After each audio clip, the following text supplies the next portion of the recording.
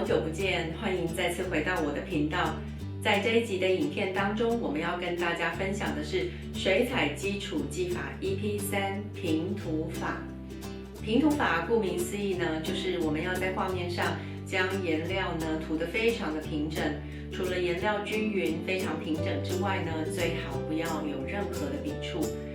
但是针对不要有任何笔触这件事情呢，在操作过程当中是有一点点难度，而且令大家感到困扰的。那如何要做到平整而没有任何笔触，并且能类似于像以下画面上所看到的这些优秀的作品呢？当然，电脑绘图也可以轻轻松松就达到这样子的效果。但话又说回来，手绘的乐趣以及它能带来的温度还有成就感，却也是电脑绘图所无法比拟的哦。那我们约略欣赏过这些类似于平涂技法的作品之后，我们正式要来谈一下平涂法呢，其实要制胜成功的关键，必须要有以下几个条件哦。第一个条件就是纸张的选择上，那通常水彩纸呢分成以下3大类，第一个是热压纸，也就是细纹纸，那第二个呢是冷压纸，就是中粗纹水彩纸，第3个呢是既不热压也不冷压的粗纹水彩纸。这3种纸张当中，到底哪一个是比较适合的呢？答案是细纹的热压纸。那再来第二个制胜的条件呢，是水彩笔的挑选上。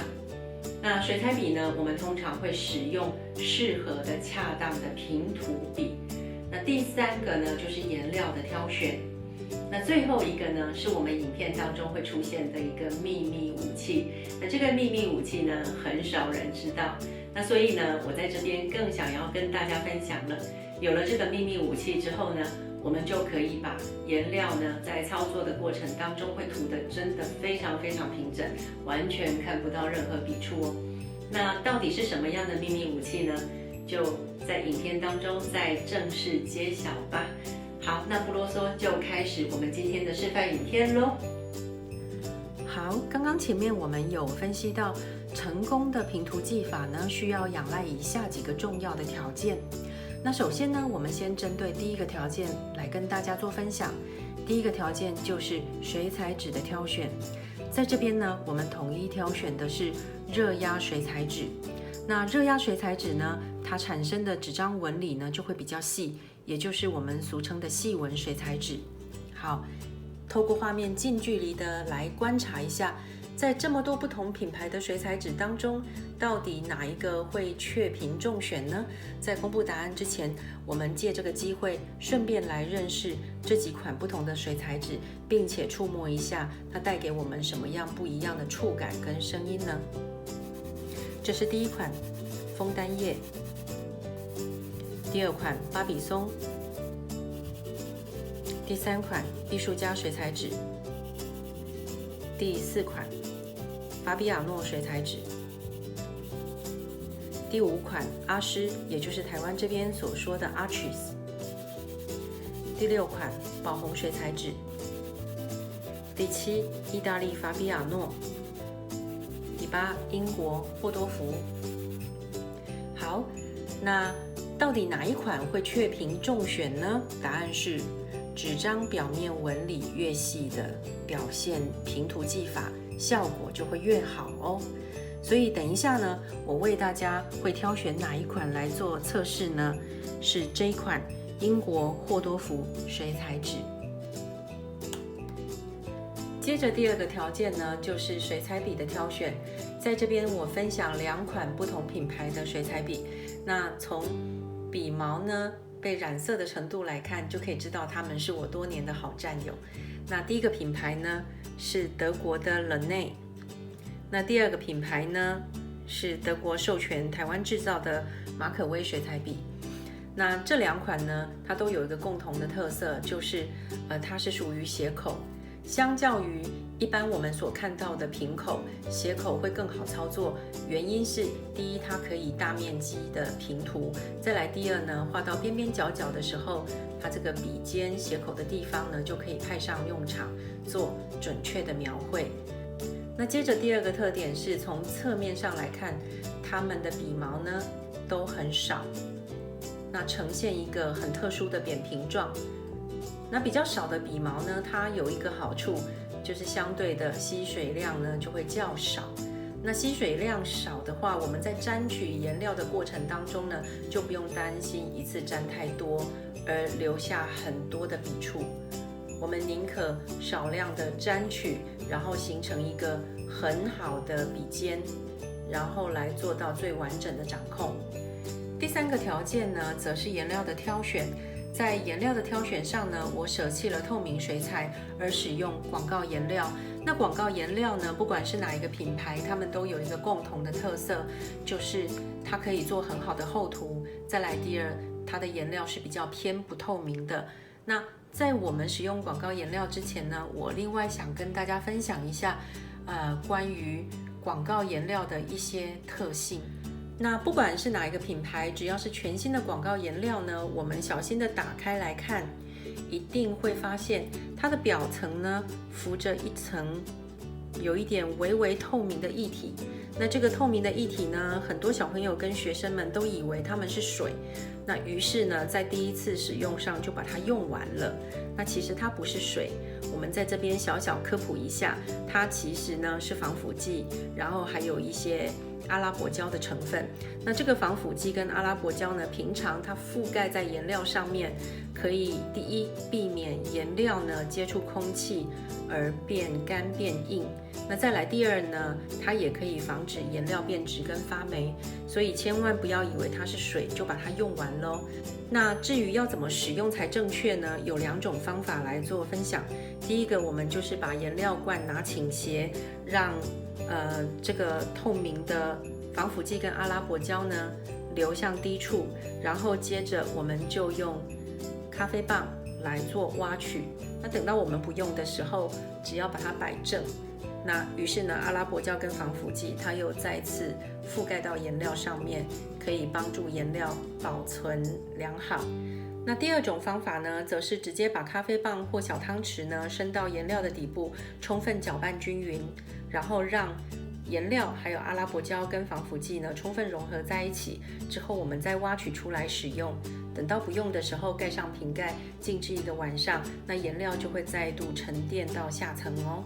顺便呢，也分享一下不当的使用方式，就是直接用水彩笔挖取颜料，挖取了第1个之后洗不干净，然后再去挖第2个，第2个挖完之后挖第3个，接着再往下，诸如此类的，一直反复的使用下去，那每一罐颜料就都会用脏，也都会受到污染。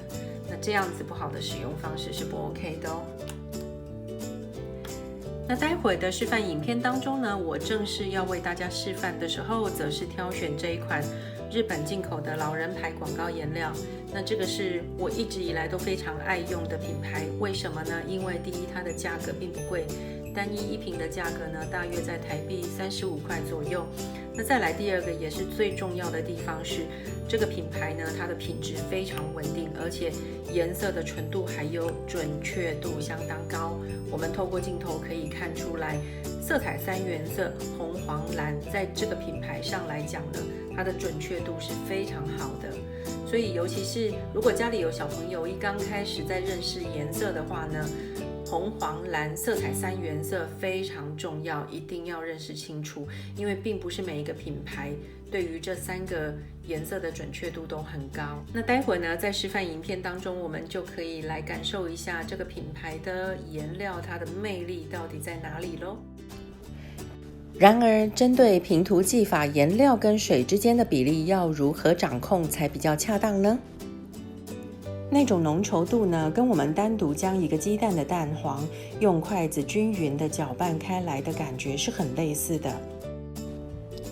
所以呢，请大家一点一点的将水加进去颜料里面，慢慢的调和，直到适当的浓度出现为止。当然，这是针对完美的平涂技法所需要的浓稠度哦。然后画面上所看到的用纸胶带贴出来的小正方形，是等一下我要平涂的位置。然后水彩纸4个周边呢也贴纸胶带，方便于固定。然后呢，为求保险起见，中间这个小正方形呢，我再轻轻的按压一次，以免待会颜料渗进去纸胶带的底下。好，接着秘密武器要登场了。原来秘密武器就是五金行大卖场都买得到的水砂纸，没有错，是水砂纸。在这里呢，我会用2种水砂纸来打磨。第一次会用300目稍微粗一点点的水砂纸，那第二次打磨的时候，则是用600目非常细致的水砂纸在打磨。这个动作可以让在热压的过程当中被压扁的纸张纤维再次活络起来哟。